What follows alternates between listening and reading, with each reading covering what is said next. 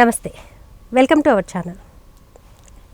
ఇప్పుడున్న టైంలో ఎక్కువగా బూతు మాటలే ఎక్కువగా ట్రెండ్ అవుతున్నాయి. ఇప్పుడు సోషల్ మీడియాలో అదే కోణంలో ఓ పాట బాగా ట్రెండ్ అవుతుంది. కేడీ ద డెవిల్ పాట.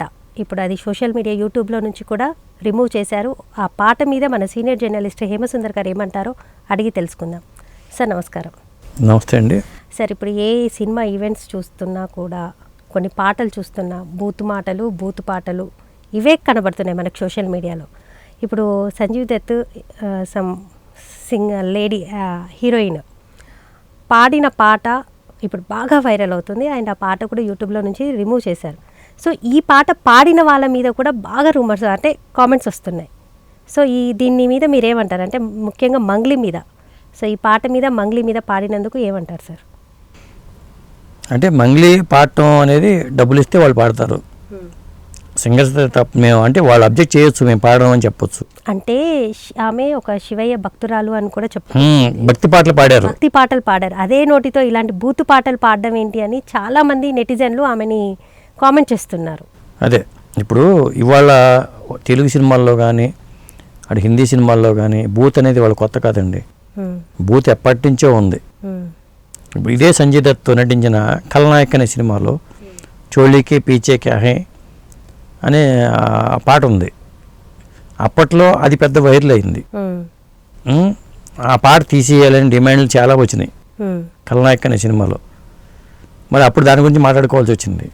ఇప్పుడు మళ్ళీ చాలా కాలం తర్వాత ఇది బూతు పదాలతో దీన్ని మనం చెప్పడం కన్నా మళ్ళీ చెప్తే మళ్ళీ ఈ వీడియో వైరల్ అవడం కోసం మనం చెప్పే ఉంటారు. అవును, అది చెప్పుకోవాల్సినంత కూడా లేదు సార్. ఆ పాట కావాలంటే మనం వినిపించగలుగుతామేమో, కానీ నాకు హిందీ రాదు కాబట్టి ఆ హిందీ పాట పైగా అది హిందీలో ఇలా ఉంది, తెలుగు అర్థం ఇది అని చెప్పామనుకోండి మళ్ళీ ఇది బూతు మాట్లాడారంటారు. అది అందువల్ల అంటే ఈ పాటలు వస్తున్నాయి, ఇట్లాంటి పాటలు చాలా వస్తున్నాయి. ఇప్పుడు ఊ అంటావా మా కాదు పుష్పలో సమంత పాడిన పాట. అవును, ఊ అంటావా మామ, ఊ అంటావా, దాని మీద కూడా కామెంట్స్. కానీ సార్ ఇప్పుడు కొన్ని సినిమాలకి సెన్సార్ బోర్డు అబ్జెక్షన్ చెప్పినప్పుడు మరి ఇప్పుడు ఇక్కడున్న సెన్సార్ బోర్డు మరి చెవులు మూసుకుపోయాయా కళ్ళు మూసుకుపోయాయా అంటే మీరేమంటారు? అదే ఇప్పుడు ఈ సెన్సార్ దాకా ఇంక వెళ్ళలేదుగా. ఇవన్నీ ఇంకా రిలీజ్ అయితే సెన్సార్ బోర్డు దగ్గరికి వెళ్తే వాళ్ళే చేయాలి. కానీ సెన్సార్లు దాటుకునే వస్తున్నాయి బయటికి.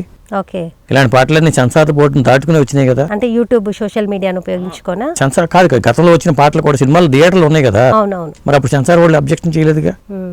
సెన్సార్ బోర్డు ఉంది, దాని సభ్యులు చూస్తారు, వాళ్ళు యాక్సెప్ట్ చేసిన తర్వాతే వచ్చినాయి కదా. కాకపోతే ఒక ఏ సర్టిఫికేట్ ఇస్తారు, ఈ సర్టిఫికేట్ పెద్దలకు మాత్రమే అంటారు. కానీ అక్కడ పెద్ద పిల్లలు వెళ్ళి చూస్తూ ఉంటారు ఆ సినిమాలని. అంటే నియంత్రించాల్సిన అవసరం అయితే ఉంది బూతు పాటల్ని. సింగర్స్ కూడా వాళ్ళు నైతిక ధర్మంగా డబ్బులు ఎక్కువ ఇస్తున్నారని చెప్పి పాటలు పాడుకోవడం బెటర్. ఇంకొకటి, ఇప్పుడు ఈ పాట ఒకటి బూతు అనేది పక్కన పెడితే ఇప్పుడు ఎక్కువగా మంగ్లీ మీదే ఎక్కువగా ఇది వస్తుంది సార్. అంటే ఒక తెలుగింటి అమ్మాయి అయ్యుండి శివ పాటలు పాడి ఎన్నో మంచి పాటలు కూడా పాడింది తను. సో అదే నోటితో ఇలాంటి పాటను ఎంచుకొని పాడేటప్పుడు తనకు బుద్ధి లేదా తెలివి లేదా అంటే మనం అనకూడదు. అలాంటి కామెంట్స్ వస్తున్నాయి. దట్టు ఇంకోటి ఏంటంటే ఆ అమ్మాయి పోస్ట్ కూడా పెట్టింది. అంటే ఇలాంటి మాస్ ఉన్న సాంగ్ పాడడం నా పూర్వజన్మ సుకృతం అన్నట్టుగా పోస్ట్ పెట్టింది. అంటే వీటన్నిటి మీద మంగ్లీ చేయడం ఇదంటే ఈ పాట పాడడం అనే దాని మీద మీ అభిప్రాయం ఏంటి? ఇప్పుడు ఆవిడ పాటకి నాకు తెలిసి దాదాపు 4-5 లక్షలు తీసుకుంటున్నారు. అంటే డబ్బులు ఇస్తే ఎలాంటి పాటలైనా పాడతారా సార్? అంటే అది వాళ్ళ వ్యక్తిగత ఇష్టం. అది ఓకే, డబ్బులు ఇస్తే ఎలాంటి పాటలైనా పాడతారంటే ఆ వ్యక్తిగత ఇష్టం అది. ఇక్కడ ఇంకొకటి ఏంటంటే ఆ సినిమా డైరెక్టర్ ప్రేమ్ అనే వ్యక్తి, అతని భార్య ఒకప్పుడు హీరోయిన్ రక్షిత, ఆవిడేమంటుంది, ఆవిడ స్టేట్మెంట్ వచ్చింది, ఈ మధ్యన కాలంలో ఇలాంటివి ఎక్కువ చూస్తున్నారు, తప్పే ఉంది అంటూ ఆవిడ కూడా కామెంట్ చేసింది. దాన్ని ఎలా చూడాలి మరి?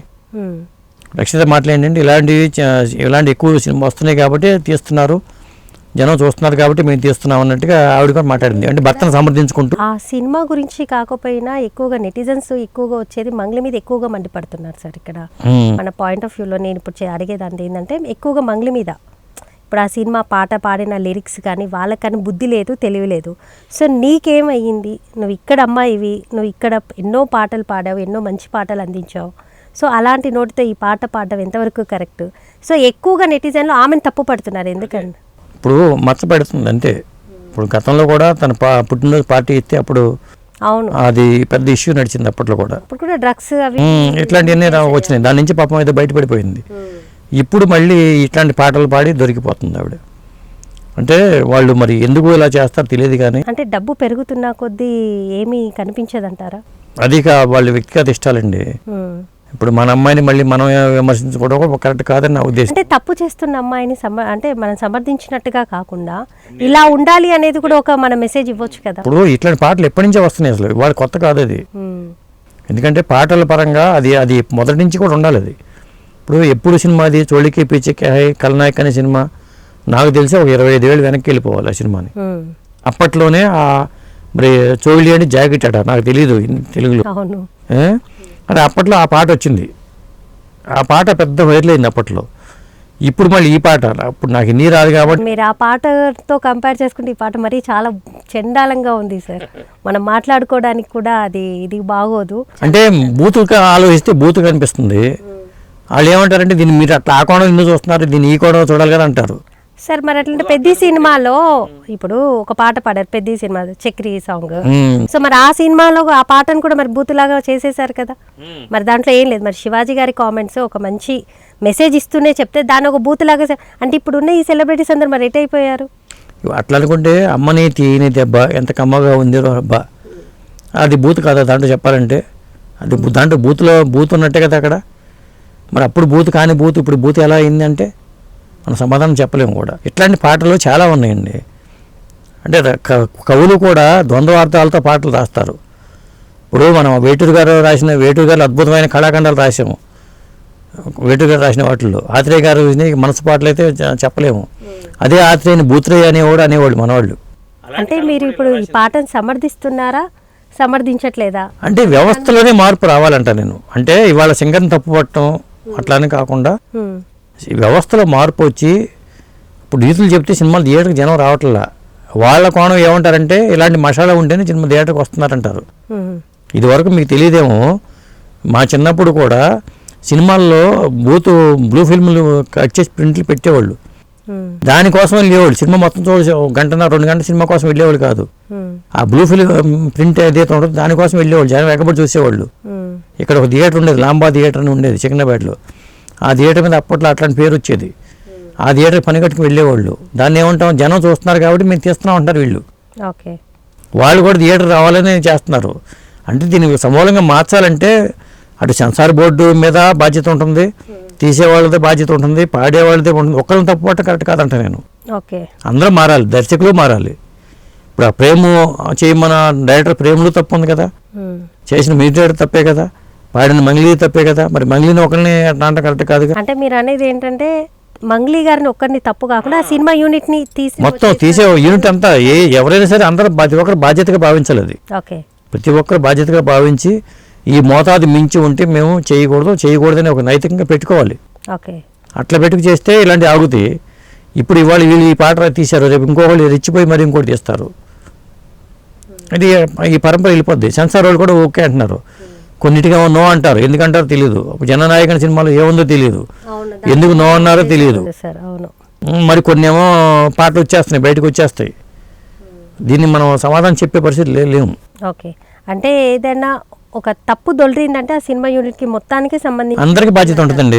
ఓకే, ఒక్కరిని తప్పు పట్టడం లేదు. మంగ్లీనే తప్పు పట్టాల్సిన అవసరం లేదు. మంగ్లీ డబ్బుల కోసం చేసింది. ఇంకా డబ్బులు రాకపోతే ఆవిడ పాడదుగా. నేను ఇట్లా పాడతానని అడిగి మరీ పాడలేదు కదా ఆవిడ. ఆవిడకి ఒక అమౌంట్ ఇస్తాం, పాడమన్నారు. ఆవిడ కాకపోతే ఇంకోళ్ళతో పాడించుకుంటారు. ఈవిడ అవకాశం పోదు కదా. ఇప్పుడు ఈవిడ ఈ అవకాశం ఇంకోళ్ళకి వస్తుంది అది పాడనంటే. అది ఓకే, కానీ బట్ మన నెటిజన్స్ అయితే మంగ్లీని చాలా తప్పు పడుతున్నారు సార్. సో చూద్దాం, వెయిట్ చూద్దాం ఈ పాట మరి ఈ సినిమా టీజర్ రిలీజ్ అయినప్పుడు ఎంతవరకు ఏమేమి విమర్శలు దారితీస్తాయి. నమస్తే.